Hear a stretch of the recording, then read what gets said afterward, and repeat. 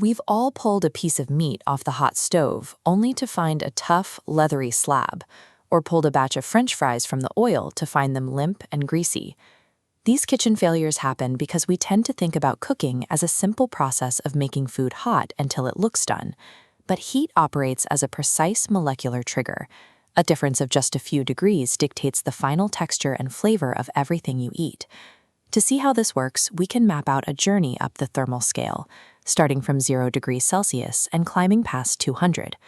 Following this map reveals that the kitchen actually functions as a laboratory, driven by a predictable set of physical and chemical reactions. Mastering these precise thermal thresholds is how you dictate the outcome of every dish you prepare.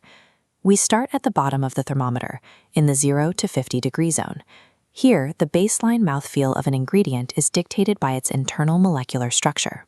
These charts from a differential scanning calorimeter measure glass transition, the temperature where a material shifts from a glassy state into a rubbery one. The soft candy transitions at 0.39 degrees Celsius, keeping it pliable. The hard candy transitions at 53.3 degrees, remaining rigid. Moving further up the scale into the 40 to 70 degree window, we hit the zone where the texture of meat begins to physically transform. Muscle fibers are packed with long chains of amino acids. As heat transfers into the meat, these proteins denature. Myosin breaks down around 40 degrees Celsius.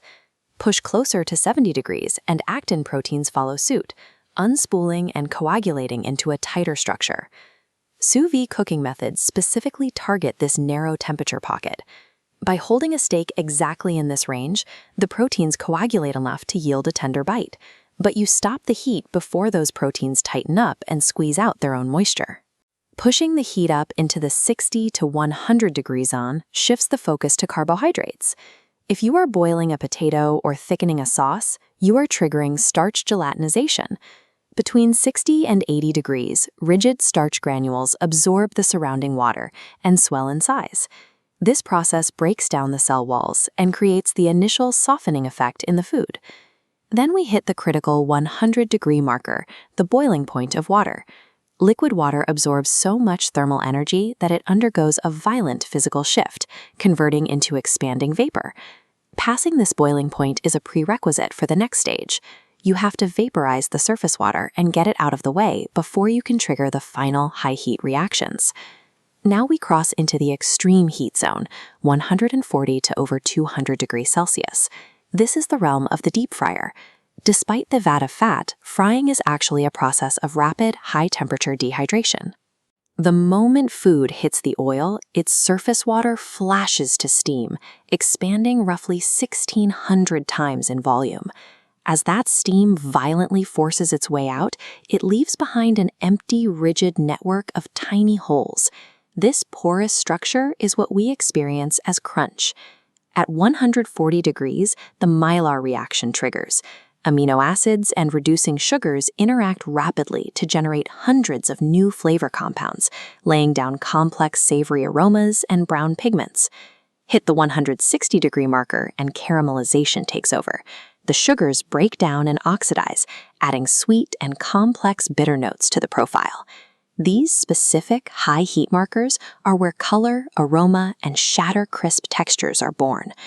But if you ignore the thermometer and leave the food on the heat past those optimal markers, the chemistry turns against you. The Maillard reaction goes into overdrive, converting those rich flavors into bitter compounds. The cooking fats hit their slope point and decompose into acrid chemicals. Inside a piece of meat, the proteins contract so tightly they act like a wrung-out sponge, expelling nearly all of their internal moisture and leaving you with the texture of dry cardboard. You cannot force that lost moisture back into the tight protein coils, but you can manually reintroduce fat and liquid to rebuild the texture. Blitzing that meat in a food processor with a steady drizzle of olive oil creates a hydrating emulsion.